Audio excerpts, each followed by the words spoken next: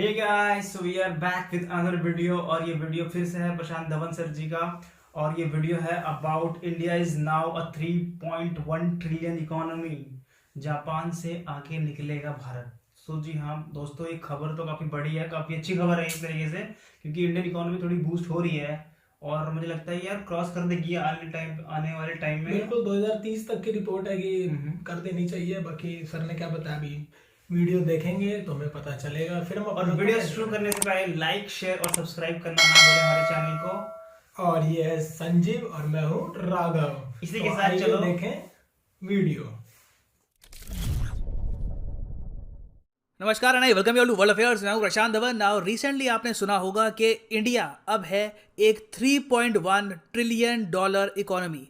Now ये जो statement है कहाँ से आई है, किस रिपोर्ट से आई है, आर्टिकल जैसे क्यों पब्लिश हुए हैं, ये मैं आपको समझाऊंगा इस वीडियो में। और इंडिया किन कंट्री से आगे निकल चुका है, इवेंचुअली हमको कहाँ जाना है, 2030 में हम कहाँ होंगे, ये सब हम डिस्कस करेंगे इस वीडियो में। मगर आगे बढ़ने से पहले आपसे क्वेश्चन पूछूंगा। क्वेश्चन ये है कि the economic survey of India कौन पब्लिश करता है? The ministry of finance, planning commission, government of India या फिर Indian statistical institute? Comment section में करिए उत्तर। सही आंसर आपको मिलेगा वीडियो के एंड में। ना पहली बात तो अगर हम बात करें इकोनॉमीज को मेजर करने की, तो यहाँ पर दो पैरामीटर्स होते हैं। एक तो होता है नॉमिनल जीडीपी, एक होता है पीपीपी मतलब कि परचेजिंग पावर पैरिटी।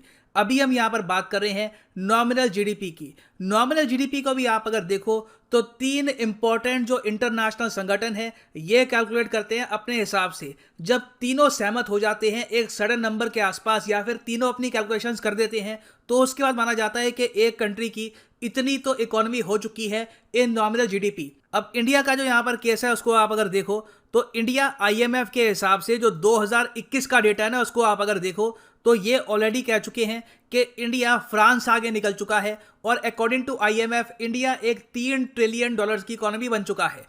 आप अगर देखो यूएन के डेटा को, वर्ल्ड बैंक के डेटा को, तो ये थोड़ा सा आउटडेटेड है। इन लोगों ने रीसेंट अपडेट्स की नहीं है कोविड-19 की, तो इसलिए इनका डेटा अभी के लिए इतना सीरियसली नहीं लिया जा रहा। नाउ यहाँ पे आपका बहुत ही ऑब्वियस क्वेश्चन होगा, अच्छा अगर इंटरनेशनल मॉनेटरी फंड की रिपोर्ट आप अगर देखो तो यहाँ पे ऑलरेडी ये लोग कह रहे हैं कि इंडिया 3 ट्रिलियन डॉलर की इकोनॉमी से आगे बढ़ चुका है। एक मतलब 3 ट्रिलियन डॉलर की इकोनॉमी तो है ही, तो ये 3.1 का जो ये आंकड़ा है ये कहां से आ गया? ये आर्टिकल क्यों पब्लिश हो रहे हैं कि India is now A 3.1 trillion dollar economy? तो देखिए जो ये लेटेस्ट नंबर है 3.1 का, ये इंडियन मीडिया ने कैलकुलेट किया है आईएचएस मार्केट के डेटा को देखकर और एनएसओ इंडिया के डेटा को एग्जामिन करके। अब यहां पर आप कहेंगे बट सर क्या हम यहां पर आईएचएस मार्केट पे भरोसा कर सकते हैं, जबकि क्लियरली हम देख सकते हैं कि इनके लोगों में मिस्टेक है, मार्केट की स्पेलिंग गलत लिखी हुई है इन लोगों ने। देखो ये इंटेंशनल है, स्टाइल होगा इन लोगों का, मगर this is a multi billion dollar company. ये रिपोर्ट्स पब्लिश करते हैं, ये बेसिकली आप कह लीजिए इन्फॉर्मेशन गैदरर्स हैं। बेसिकली आप ये कह लीजिए ये मैं हूं अगर मेरे पास बिलियंस ऑफ डॉलर्स होते। मगर ऑल जोक्स असाइड, आप अगर आईएचएस मार्केट की रेपुटेशन को देखें तो ये एक लंदन बेस्ड बहुत ही बड़ा थिंक टैंक है। इनकी रिपोर्ट्स काफी बार गवर्नमेंट्स भी यूज करती है।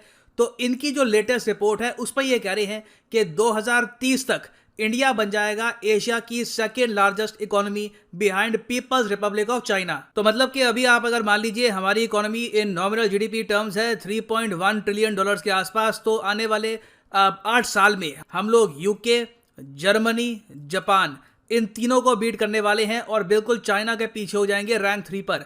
चाइना की अभी के लिए आप अगर नॉमिनल जीडीपी देखो तो ये है 16 ट्रिलियन इन नॉमिनल टर्म्स। अब मैं यहां पर एक बात ये भी ऐड कर दूं कि आप अगर दूसरी तरीके से कैलकुलेट करोगे जीडीपी को इन purchasing power parity PPP terms, तो वहां पे आपको दिखेगा कि इंडिया की जो इकोनॉमी है ये ऑलरेडी 10 ट्रिलियन तक पहुंच चुकी है और चाइना की इकोनॉमी 26 ट्रिलियन के आसपास है। हालांकि ज्यादातर इकोनॉमिस्ट आप अगर देखो तो वो लोग नॉमिनल जीडीपी वाला मेथड है वो जरा प्रेफर करते हैं, क्योंकि वहां पर रियल टाइम जो वैल्यू है गुड्स एंड सर्विसेज की वो आप काउंट कर सकते हैं। तो खैर इधर वे थोड़ा है, थोड़े की जरूरत है, उज्जवल भविष्य है हमारा। 2030 तक जो नॉमिनल जीडीपी है इंडिया की ये आईएचएस मार्केट के हिसाब से हो जाएगी 8.4 ट्रिलियन डॉलर्स, जो अपने आप में एक ह्यूज अमाउंट है।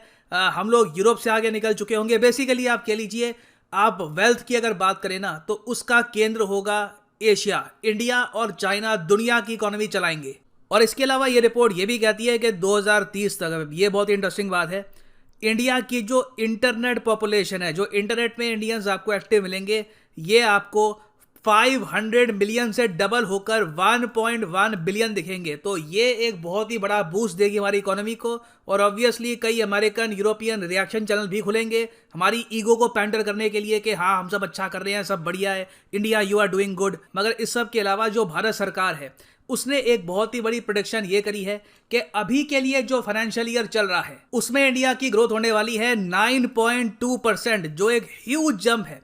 मैं यहाँ पे अगेन बात करूंगा, इससे पहले जो भी आपने सुना होगा कि हमने बहुत ज़्यादा अभी ग्रोथ रजिस्टर करी है वो 3 महीने की थी। अब पूरे फाइनेंशियल ईयर की यहाँ पे बात की जा रही है, सरकार कॉन्फिडेंट है, सरकार ने प्रेडिक्शन करी है यहाँ पर कि एक बड़ा जंप आपको दिखेगा। अभी के लिए आपको पता होगा कि जो फाइनेंशियल ईयर है इसका चौथा क्वार्टर चल रहा है जनवरी 2022 में, इसके बाद आएगा फरवरी, मार्च 31 के बाद हमको प्रॉपर डेटा मिल जाएगा कि हमने चारों क्वार्टर्स में टोटल कितनी ग्रोथ करी है 2021-22 फाइनेंशियल ईयर में। और ये बात सरकार ने कैसे रिवील करी है, देखिए सरकार ने पहली बार एडवांस्ड एस्टिमेट्स रिलीज किए हैं जो कैलकुलेट किए हैं नेशनल स्टैटिस्टिकल ऑफिस ने।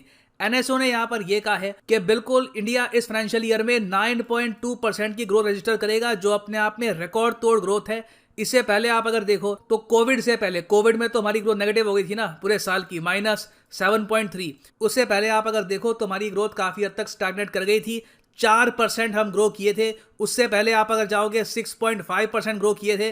तो उसके कंपैरिजन में आप अगर देखो 9.2% एक ह्यूमंगस जंप है। आपको कई साल पहले जाना पड़ेगा, 30-35 साल पहले जाना पड़ेगा, तब आपको दिखेगा कि इंडिया ने लास्ट टाइम 9% की ग्रोथ रेट करी थी एक फाइनेंशियल ईयर में। लास्ट टाइम ऐसी ग्रोथ हमको दिखी थी 1988 और 89 के आसपास। ना वापस आते हैं हमने क्वेश्चन पे कि the economic survey of India कौन पब्लिश करता है, तो सही उत्तर इसका है option A, the ministry of finance. और अभी जो एडवांस्ड एस्टिमेट्स पब्लिश हुए हैं ये कौन पब्लिश करता है, ये पब्लिश किए हैं एनएसओ ने। ठीक है, ये जो डिफरेंस है याद रखिएगा, एग्जाम में आपसे पूछ सकते हैं, इट इज वेरी इंपॉर्टेंट। और फाइनली यहाँ पर मैं ये भी ऐड कर दूं कि अगर आप यूपी, ठीक है सर की वीडियो यहीं पे रोक दी हमने क्योंकि आगे इनका वीडियो एक्चुअली में खत्म हो चुकी है। और खुशियां आएंगी क्योंकि पैसा आएगा, बिल्कुल, क्योंकि आजकल पैसे की दुनिया है। और भारत जिस तरीके से ग्रो कर रहा है, बहुत जल्दी वो दिन दूर नहीं है जब हम चाइना के ऑलमोस्ट टक्कर में खड़े होंगे। हो सकता है यूएस को बीट कर दें बहुत जल्द, अभी तो नहीं, खैर अभी 10 साल मान के चलिए, अभी 1 डेकेड लगेगा पूरा। तो अच्छी खबर थी, बहुत अच्छी आपके। और सर ने वही बताया कि 2021-22 में जो सबसे ज़्यादा ग्रोथ ईयर होगा, मतलब लास्ट टाइम हुआ था 1989 में हुआ था 9.6 का, इस बार ये होगा 9.2% का ग्रोथ रेट हो जाएगा। ह्यूमंगस है भाई, काफी ये बहुत ही, एक ही बार हुआ इससे पहले, उसके बाद कभी नहीं हुआ। तो ये बहुत ही बड़ा जंप होगा एक तरीके से ग्रोथ के टर्म्स में। बिल्कुल, और सरकार ने हमारी बोला भी था कि हम $3 ट्रिलियन इकॉनमी को 5 ट्रिलियन तक पहुंचाने का लक्ष्य है। मोदी जी का एक विजन है, जैसे उनके बहुत सारे इनिशिएटिव हैं, make in India, startup India, and बहुत सारे हैं, मतलब गिनती भी नहीं है। 2030 तक बता रहे हैं सर कि इस तरह से चलता रहा इस स्पीड से तो 8.4 ट्रिलियन इकोनॉमी हो जाएंगे। तो बहुत ही अच्छी खबर है। और ये कैलकुलेट किया गया डेटा जीडीपी नॉमिनल के हिसाब से। 2 तरीके की जीडीपी होती है, एक नॉमिनल और एक पीपीपी, परचेजिंग पावर पैरिटी। और परचेजिंग पावर पैरिटी के हिसाब से तो इंडिया 3rd पे है। तो 10 ट्रिलियन हो चुकी है हमारी, 3rd नहीं है, 4th के बीच था अभी शायद। 3rd पे था वो, इनके लिए एक था जिसमें कंट्री जो थी वो पता नहीं कंट्री नहीं थी शायद, कुछ फ्लैग था, लेकिन वो 3rd नंबर पे यूरोपियन यूनियन था, ईयू था वो। हाँ, ईयू था, यूरोपियन यूनियन। पूरा यूरोप में जितने देश हैं उनका मिला के था, उनके नीचे हम लोग। तो अच्छी खबर है, और जितना वेल्थ आएगा उतना ही लिविंग स्टैंडर्ड अप होगा लोगों का। नहीं ऐसे अभी पता है इंडिया में मतलब बहुत सारे काम हो रहे हैं, बहुत सारे टेक्नोलॉजीज पे वर्क हो रहा है, तो भाई एक्सपैंड तो होना ही होना है। टेक्नोलॉजी पे वर्क हो रहा है, हमारे इंफ्रास्ट्रक्चर डेवलपमेंट में गवर्नमेंट इतना जोर लगा रही है, आप देख ही रहे हैं, हर जगह रोड बन रही है भयंकर तरीके से। और स्टार्टअप्स को काफी वो दे रहे हैं। हमारे नितिन गडकरी जी हैं, उनके ऑफिस में उन्होंने बताया था कि अमेरिकन कोई प्रेसिडेंट थे, उन्होंने कहा था कि अमेरिका इसलिए आगे नहीं है कि उनकी सड़कें अच्छी हैं, उनकी सड़कें अच्छी हैं इसीलिए अमेरिका आगे है। तो ये ऐसा उन्होंने अपने ऑफिस में लगा रखा है नितिन गडकरी जी ने, क्योंकि उनका कहना है कि भैया रोड जो है ना वो वेल्थ का एक द्वार है। आपका कनेक्टिविटी जितनी होगी, चीज़ें डिमांड एंड सप्लाई आप मैच कर पाएंगे। जैसे मैं आज यहाँ बैठा हूँ या कहीं और मुझे सामान भेजना है, अगर रोड ही नहीं होगी तो हम पहुँचाएंगे कैसे अपना प्रोडक्ट कहीं भी। तो बहुत अच्छी खबर है और कर देगा इंडिया। बाकी तो जिस हिसाब से गवर्नमेंट चल रही है तो उम्मीद है कि अच्छा ही होगा। बाकी 9.2 की स्पीड में बढ़ेगा ना। 9.2% का ग्रोथ रेट है, मतलब ग्रोथ रेट से बढ़ा हुआ है 2021-22 के टर्म्स में। और बाकी तो ये सबकी मेहनत है, ऑल ओवर इंडियंस की जो भी वर्क कर रहे हैं कहीं ना कहीं से वो इकोनॉमी में योगदान कर रहे हैं। आप एक सामान भी खरीद रहे हैं तो आप कहीं ना कहीं इकोनॉमी में योगदान दे रहे हैं। कुछ तो खरीद ही रहे होंगे आप लोग, ऐसा तो नहीं है, जरूरी नहीं है कि आप सैलरी अकाउंट वाले ही हैं तो ही आप देश के इकोनॉमी में आप योगदान दे रहे हैं। आप कहीं ना कहीं से हर इंसान जो जी रहा है ना इस कंट्री में वो ग्रो भी कर रहा है साथ में। और जितना पैसा आएगा उतना लिविंग स्टैंडर्ड अप होगा लोगों का। चीज़ें हम लोग खाने पीने की चीज़ों से बाहर दिमाग इंसान का निकल के टेक्नोलॉजी पे और जाएगा, और ज़्यादा स्टार्टअप्स होंगे। अभी तो यूनिकॉर्न हमने किया था, एक यूनिकॉर्न पे किया था ना हमने, तो ये तो नहीं किया अभी करेंगे। एक यूनिकॉर्न है कि इंडिया के काफ़ी सारे यूनिकॉर्न्स हो रहे हैं, तो जितने यूनिकॉर्न्स बढ़ेंगे स्टार्टअप होगा। जैसे अमेरिका में यूनिकॉर्न्स जब शुरू हुए थे सब, आज गूगल क्या है, गूगल एप्पल की आपको इंटरेस्टिंग फैक्ट बताता हूँ कि एप्पल की जो है टोटल वर्थ है 3 ट्रिलियन और इंडिया की पूरी जीडीपी है 3 ट्रिलियन। तो एक कंपनी की इतनी औकात है उनकी कि वो हमारे पूरे देश की जीडीपी के बराबर है। आप सोचिए कितना पैसा होगा, मैसिव इन्वेस्टमेंट कर सकते हैं वो लोग, किसी भी एक कंट्री चला सकते हैं वो, भारत की पूरी जीडीपी के बराबर है वो हमारे। तो कितना ज्यादा। पाकिस्तान तो पता नहीं कितने खरीद लेंगे वो। पाकिस्तान को तो भाई हर इंडियन खरीद लेगा। मेरे पे 1 रुपए नहीं दिख रहे तो अभी डोनेट करता। और पाकिस्तान को तो अंबानी खरीद लेंगे। हाँ, एक वीडियो है अंबानी का वेल्थ और पाकिस्तान पे टोटल, बिल्कुल खरीद लेंगे। और बॉर्डर मूवी तो देखी होगी, हम सबने देखी है। तो सनी देओल को भेज देना, उनका हैंडपंप भी उखाड़ लाएंगे, पानी भी नहीं पी पाएंगे। तो ये है पूरी कहानी इसकी, और अच्छी खबर है। और मैं चाहता हूँ कि और ग्रो करें, हम चाइना के टक्कर में पहुँचे। और देखिए बाकी तो वक्त बताएगा आगे कैसे क्या होता है। और जहाँ तक बात रही चाइना की, तो चाइना का एक ही कंटेंडर है इंडिया, पूरे एशिया में या पूरे वर्ल्ड में पॉपुलेशन के हिसाब से। इस वक्त उनकी ग्रोथ को भी हम ऑलमोस्ट टक्कर दे रहे हैं। और वो तो बहुत सारे फिजिकल डेटा अपने गलत देता है, अपने इकोनॉमी डेटा गलत दे रहा है, तो कुछ पता नहीं उस देश का। हमारा एकदम ओपन डेमोक्रेसी है, कुछ भी छुपा नहीं सकता यहाँ पे कोई। तो अच्छी खबर है। और वी शेप रिकवरी मिली है, हमने ध्यान दिया, मैंने अपने ग्राफ देखा होगा तो कि वी शेप रिकवरी मिली है हमें कोविड के बाद। तो कोविड की वजह से ऑल थैंक्स टू चाइना, तो उनकी वजह से पूरी दुनिया की माँ बहन एक हुई पड़ी है। ठीक है, तो अच्छा है हम लोग उससे बाहर निकल रहे हैं। और कितनी जॉब्स गई है लोगों की, लोग पैदल गए कई किलोमीटर से एक टीवी पे फुटेज आई।